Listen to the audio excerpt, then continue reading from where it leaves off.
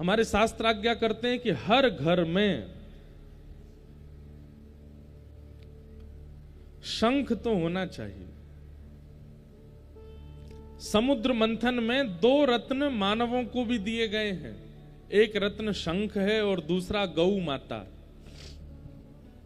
आजकल लोग गाय तो रखते नहीं घर में, लेकिन आप लोग सब यहां आसपास गांव में रहने वाले गौ सेवा किया करो। घर में यदि 2 वस्तु हैं तो नारायण आएंगे ही आएंगे, एक तो शंख और दूसरा गौ माता। इन 2 का स्पर्श आपके घर में होना चाहिए नित्य। और जिन घरों में शंख है वहां के माता पिता और बड़े लोगों से प्रार्थना है कि सुबह उठकर के अपने घर की सेवा पूजा प्रारंभ करने से पहले अपने घर के बिल्कुल मध्य आंगन में खड़े होकर के 3 बार शंख का नाद किया कीजिए। और वो शंख नाद ऐसा होना चाहिए कि आपके घर के जितने बालक बच्चे और सदस्यगण सोए हैं सबके कानों में उसकी ध्वनि जावे। वो भले ही आपसे नाराज हो, रूठ हैं, चिल्लाएं, लेकिन फिर भी बजाओ। किसी के कान पे मत बजाना। आंगन में मतलब घर के कोने कोने तक शंख की ध्वनि जानी चाहिए। शंख का जो स्वर है ना, वो नकारात्मक ऊर्जाओं को नष्ट कर देता है।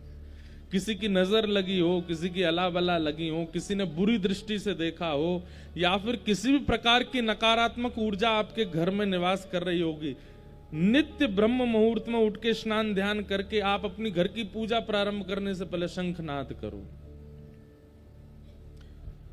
अब कई लोग कहते हैं स्त्रियां बजा सकती हैं कि नहीं, अब इसके कई शास्त्रीय प्रमाण तो होंगे, पर शंख नाद करने में जिस वायु का प्रयोग होता है, जिस ऊर्जा का प्रयोग होता है, जिस बल का प्रयोग होता है, वो बल यदि माताएं प्रयोग करेंगी तो उनको कालांतर में कष्ट हो सकता है। इसलिए भाइयों को ही शंखनाद करना चाहिए, और कोई इसमें बड़ी बात नहीं है। भाइयों को ही शंखनाद करना चाहिए। शंखनाद करने में क्योंकि जिस ऊर्जा का प्रयोग किया जाता है, भाई लोग पूरे दिन खाते पीते पड़े ही तो रहते हैं, क्या करो, इनसे थोड़ी मेहनत करवाओ, लो शंख बजवाओ, लो बजाओ। रोज सुबह सुबह शंख बजाया कीजिए। और संध्या में जब सूर्य और चंद्र दोनों मिलते हैं, सूर्यास्त होता है, चंद्रोदय होता है, रात्रि का संध्या बेला आती है, तब भी एक बार शंखनाद करना चाहिए।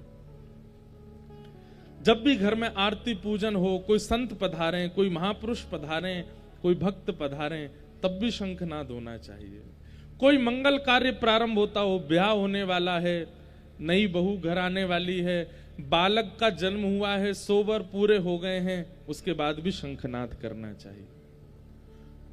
शंखनाद बहुत बड़ी ऊर्जा है हम भारतीयों की, पर अब धीमे धीमे खत्म होती जा रही है। और दूसरी गौ सेवा। कहते तो ऐसा है कि मानव शरीर से प्रत्येक दिन, साल के 365 दिन कोई काम बने चाहे ना बने, पर शंख का स्पर्श और गौ का स्पर्श रोज होना चाहिए हमारे हाथों से। वो रत्न मिला है हमें समुद्र मंथन से, उसी से कल्याण हमारा निश्चित होगा। तो भगवान शंखनाद करते हैं, और शंखनाद पांचजन्य शंख की ध्वनि से पूरी द्वारिका नगरी उठ जाती है। भगवान की फिर दिनचर्या बताई, गौशाला जाते हैं, गौ सेवा करते हैं, लौट करके आके फिर बाल भोग पाते हैं, फिर अपनी स्वधर्मा सभा को संबोधित करते हैं, फिर राजभोग ठाकुर जी पा करके थोड़ी देर द्वारिका भ्रमण पर निकलते हैं। द्वारिका भ्रमण के बाद फिर शाम को आगंतुक लोगों से मिलते हैं, रात्रि का समय अपने परिवार को देते हैं, और रात्रि का प्रसाद सब परिवार जनों के साथ पाकर के ठाकुर जी विश्राम में जाते हैं। ये नित्य की दिनचर्या है ठाकुर जी की। ठाकुर जी की दिनचर्या का वर्णन किया गया।